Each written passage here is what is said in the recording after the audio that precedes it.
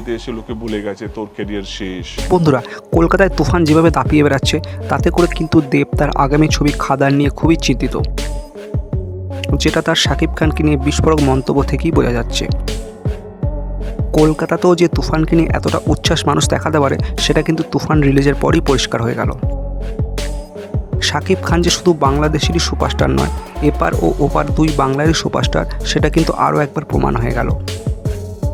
তাই এখন Bangla film industry যে শুধু দেব ও জিৎ নির্ভর নয় সেটা কিন্তু বলার অপেক্ষা রাখে না, কারণ এখন দেব ও জিতের ঘাড়ে নিঃশ্বাস ফেলছে মেগাস্টার শাকিব খান।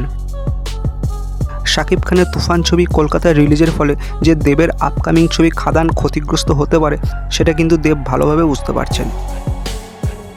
তাই তিনি তুফান প্রসঙ্গে বলেই ফেললেন, শাকিব এখানে সিনেমাটা রিলিজ করে আমাকে পুরো খেয়েই নিল।